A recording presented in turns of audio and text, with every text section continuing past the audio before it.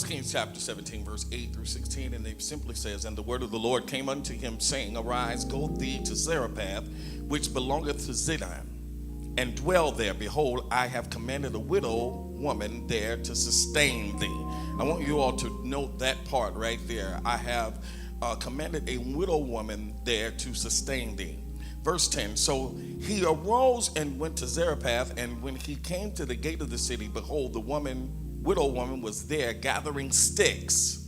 And he called to her and said, Fetch me, I pray thee, a little water in a vessel, that I may drink. Verse 11, "And as she was going to fetch it, he called to her and said, Bring me, I pray thee, a morsel of bread in thine hand. And she said, As the Lord thy God liveth, I have not a cake, but a handful of meal in a barrel, and a little oil in a cruse. And behold, I am gathering 2 sticks, that I may go in and dress it for me and my son, that we may eat and die." Verse 13, "And Elijah said unto her, Fear not, go and do as thou hast said, but make me therefore a little cake first, and bring it unto me, and after make for thee and for thy son. For thus said the Lord God of Israel, The barrel of meal shall not waste, neither shall the cruse of oil fail, until the day that the Lord sendeth rain upon the earth." Verse 15, "And she went and did according to the saying of Elijah, and she and he and her house did eat many days. And the barrel of meal wasted not, neither did the cruse of oil fail, according to the word of the Lord, which he spake by Elijah." I will draw my thought from verse 16. "And the barrel of meal wasted not, neither did the cruse of oil fail, according to the word of the Lord." I want you all to repeat this thought with me this morning. I want you to say, while the barrel was low, it never went empty. And I want you to declare this for yourself. I may be low, but I'm never empty. You may have your seats. Low, but never empty. There are seasons in life where we have sufficiency, and then there are seasons where it seems like that there are inefficiencies. The bills keep coming. I know I can get a couple amens right there. They come every month, the same time, on time, and they never miss. Thank you, sir, for that. Come on. Strength feels depleted at times, and opportunities seem delayed, and we are emotionally stretched from time to time. Sometimes all we can see is what's missing. The widow here in 1 Kings is living in that kind of season. The land was in famine. The land was dry. Rain had stopped. Resources had exhausted. Hope had ran low. And yet in the middle of scarcity, God gives revelation. Low is not the same as empty. I'm going to say that again. Low is not the same as empty. The barrel was low, but it never ran out. The enemy wants us to panic because the barrel looks low. But God sent a word to us this morning to tell us that if he's sustaining it, it cannot fail. I want to give a little history before we go into the in-depthness of this message. Here, the prophet Elijah had declared a drought over Israel because of the wickedness of King Ahab and Jezebel. Now, rain had stopped, and crops failed, and famine spread throughout the land. Dr. D, God first sustains Elijah by the brook called Cherith, and a raven fed him every day. Everybody say, every day. But eventually, the brook dried up. Can I tell you this first point that I have? Sometimes God-ordained places can dry up. I know I wasn't going to get no amens there. Sometimes we think because God ordained it and it was God's place that we're supposed to be there forever. But can I tell you, there are times where you're supposed to stay where he tells you, And then there are times when it's time to move, and too many of us are making emotional decisions while there are spiritual moves that need to happen. And sometimes, I'm going to say it again, God-ordained places can dry up. Not because God failed, but because God is transitioning you.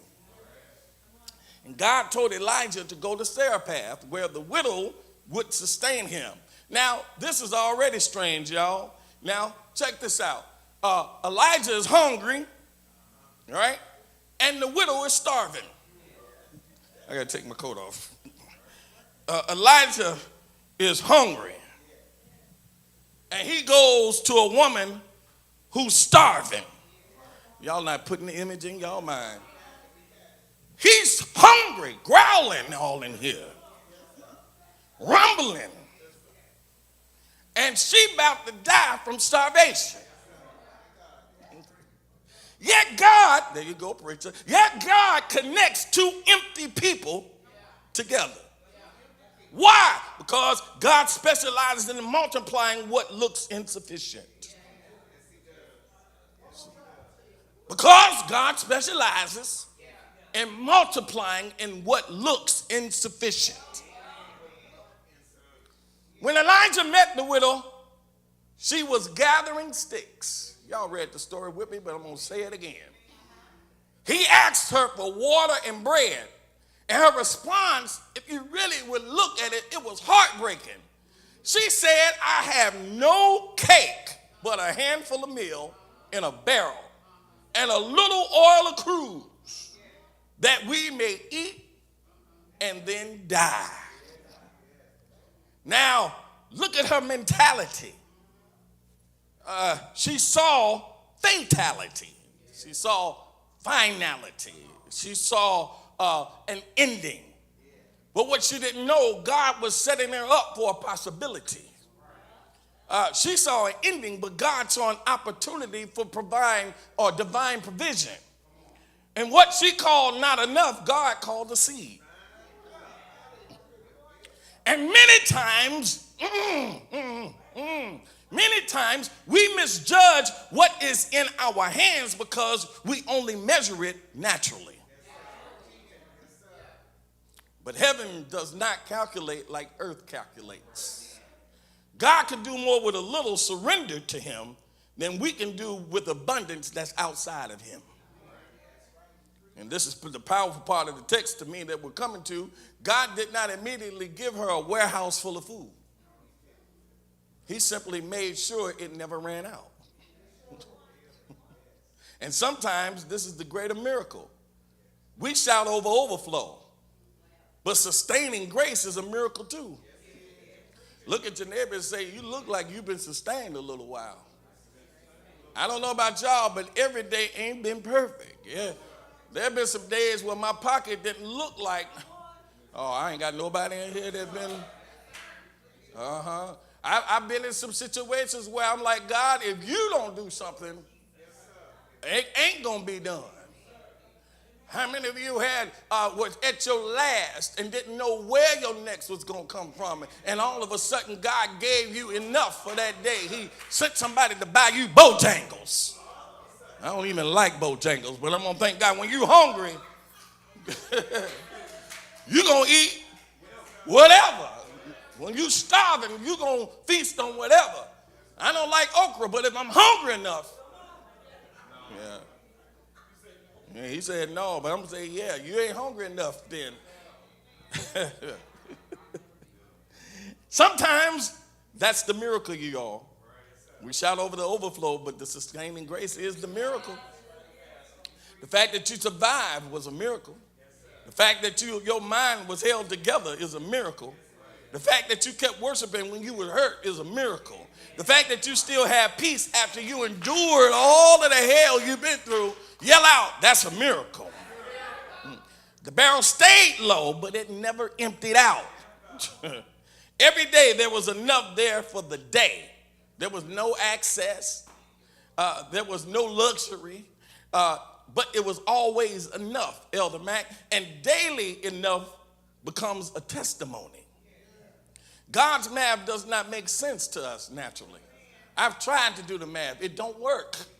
It just don't work. One handful of meal and a little oil, yet day after day it continued. Because when God breathes on something, natural limitations no longer control the outcome. This is why some people can't understand your life. They can't understand how you made it through your divorce. They can't understand how you made it through grief. They can't understand how you made it through betrayal and financial strain. They can't understand how you made it and got over sickness and disappointment. They can't understand how you made it through ministry pressure. They can't understand how you made it through emotional exhaustion. They keep expecting you to collapse, but the reason you're still standing is because heaven has been stretching your barrel. You should have ran out of strength. You should have run out of faith. You should have ran out of hope. But God kept supplying over and over and over and over.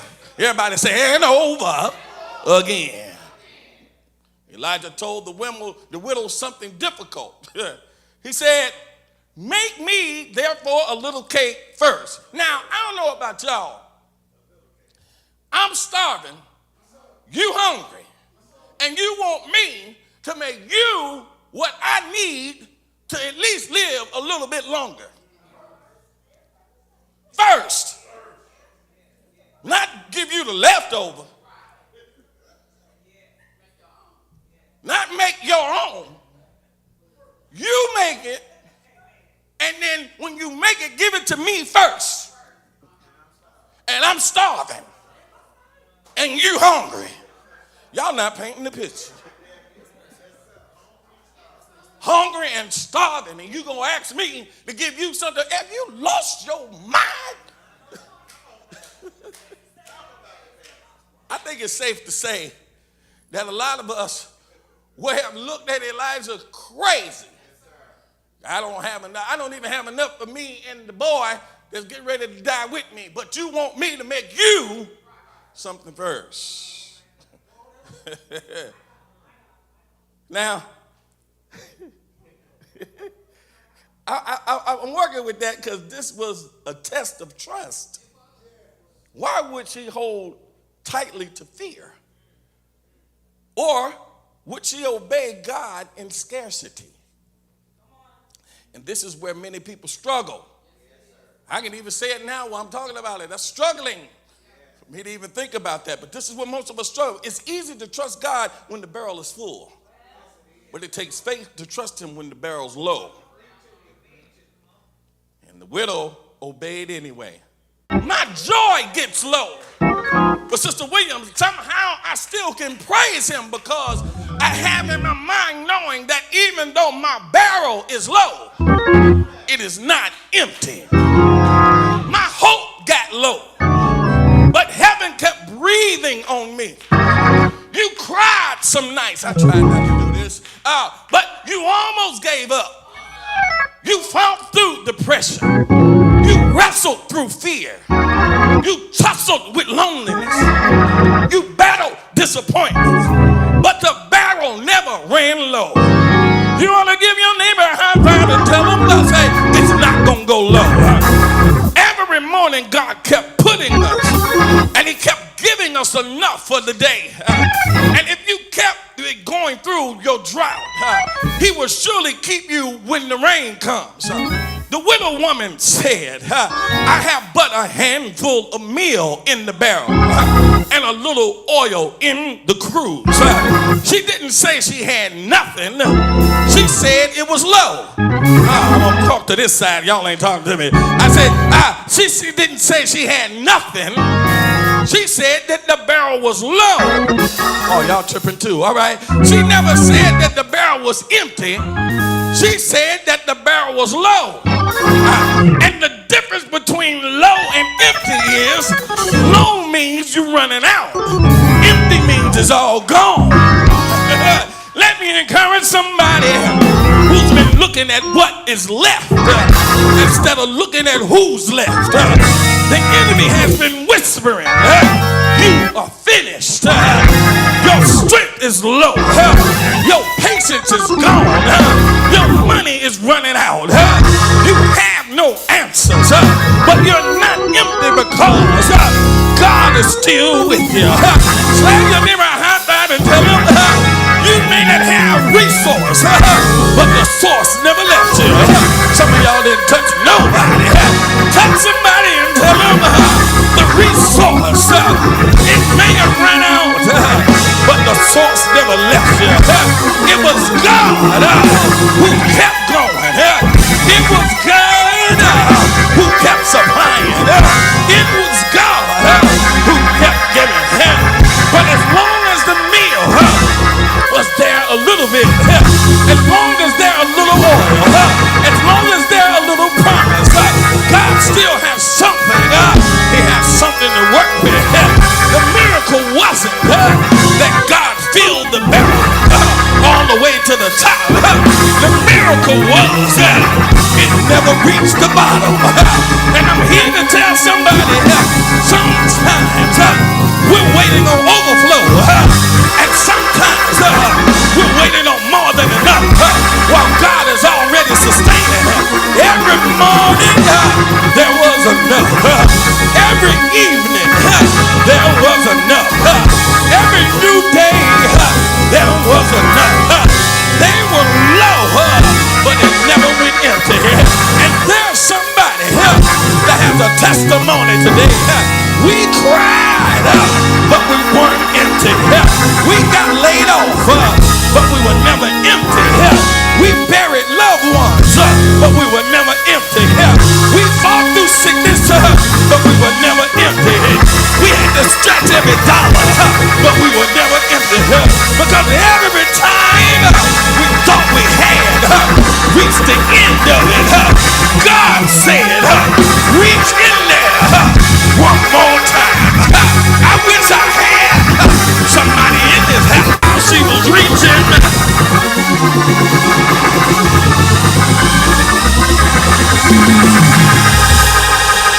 Every time she reached in there was enough. Every time she obeyed, there was enough. Every time she trusted, there was enough. Can I tell somebody what your miracle is? Your miracle isn't coming out. Your miracle is already waiting on you for your next reach. Your miracle is waiting on your next reach. Tell somebody, reach again when you feel like quitting. Reach again when the bills stack up. Reach again when your body is tired. Reach again when your heart is broken. Reach again because every reach is another opportunity for God to prove I still got you. Look at somebody and tell them my barrel is talking. My barrel is talking. My barrel is talking. What is it saying? Well, it's saying I've been low, but I never emptied out. I've been emptied, but I never emptied out. I never emptied. I've been poured out, but I never emptied. I've been stretched, but I never emptied because I obeyed what God told me to do every time. You reach in here, and every time I obeyed what it said. Stay on me now. Every time I reach in there, He supplied. Every time I reached in there, He multiplied. Every time I reached in there, He gave me just what I needed. Just what I needed. Just what I needed. Just what I needed. Just what I needed.